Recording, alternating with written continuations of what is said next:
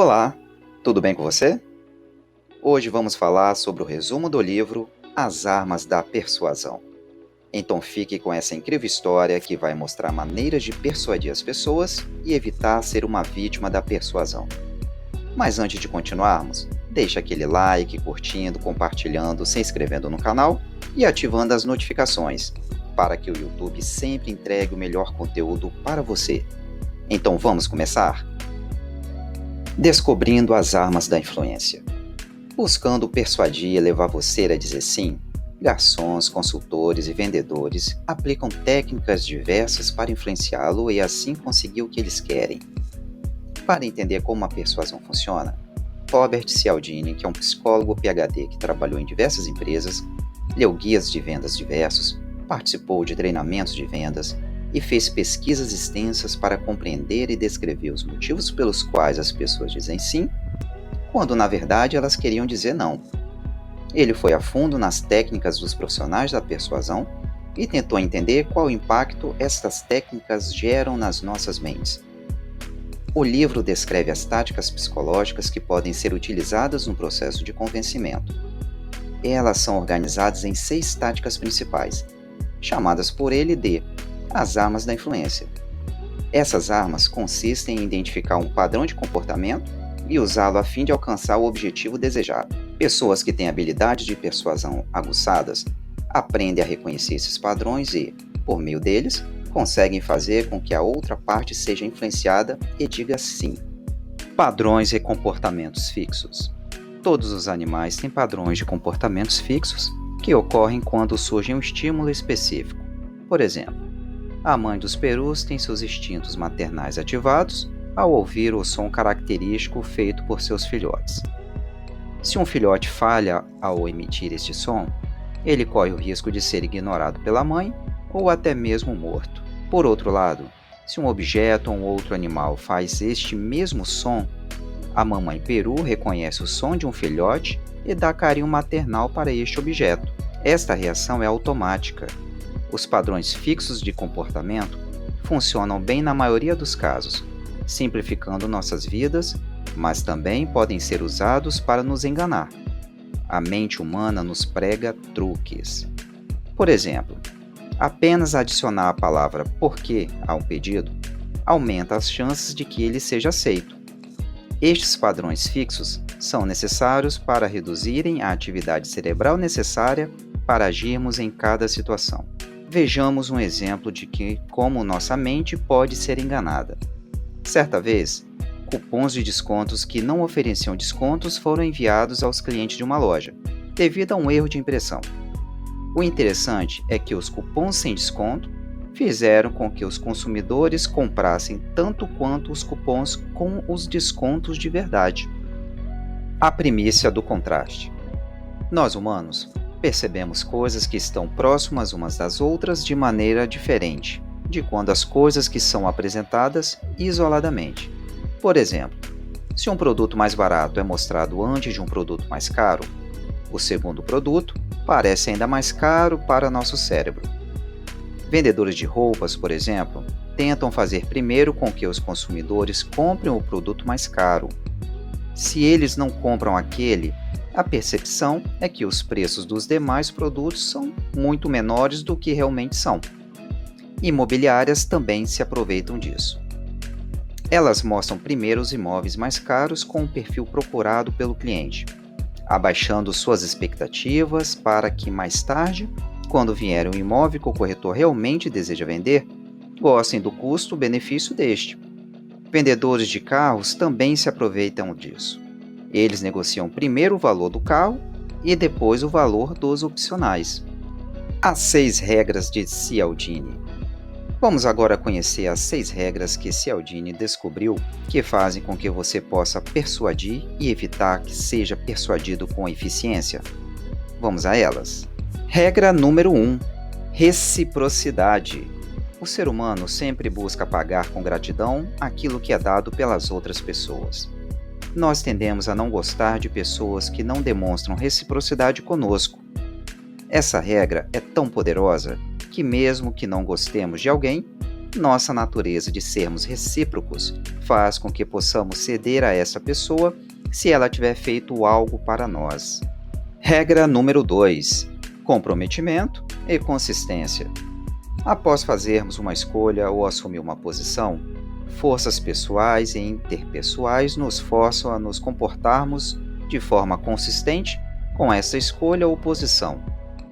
Nossa cultura valoriza as pessoas que têm consistência. Além disso, a consistência faz com que não precisemos repensar nossas escolhas sempre. Uma vez que tomamos uma decisão, não queremos ter que voltar a pensar sobre aquele assunto novamente. E como dizer não à consistência? Para evitar ser uma vítima de sua própria consistência, pergunte-se sempre: eu faria esta mesma escolha novamente? É preciso responder essa pergunta ignorando o que você fez ou falou anteriormente e também as informações que a pessoa que tenta persuadir você conseguiu capturar no passado. Se a resposta é não, não crie razões para dizer sim e ser consistente. Apenas diga não e mova adiante. Regra número 3: prova social.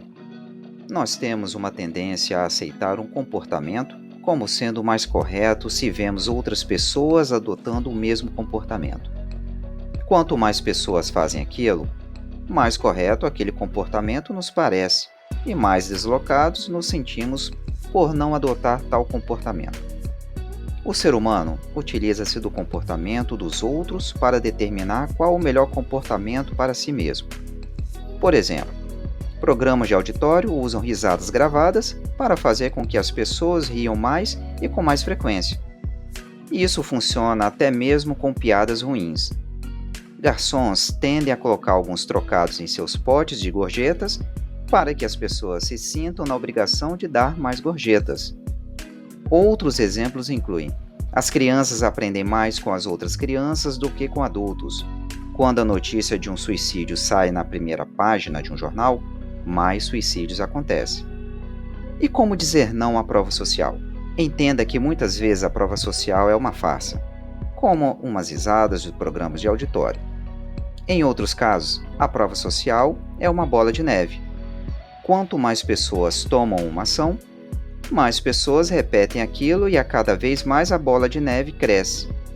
A bola de neve acontece quando ninguém sabe nada sobre o que está acontecendo, mas todos agem como se os demais soubessem.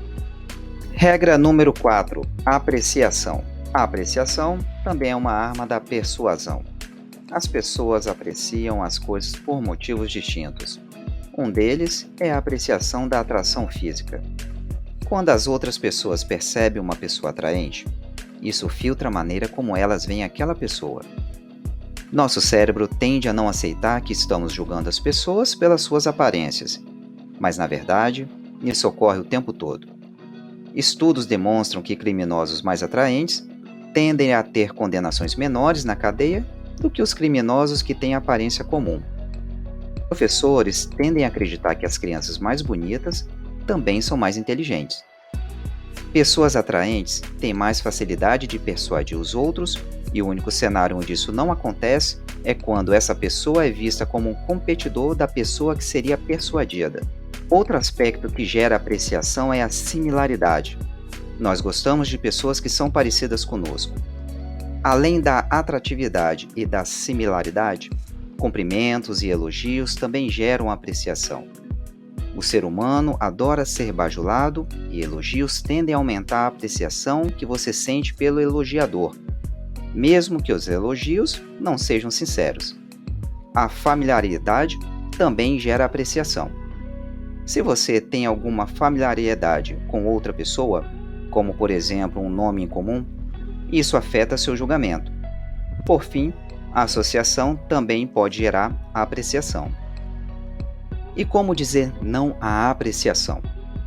Guarde seus sentimentos pela outra pessoa e não os leve em consideração ao dizer sim ou não.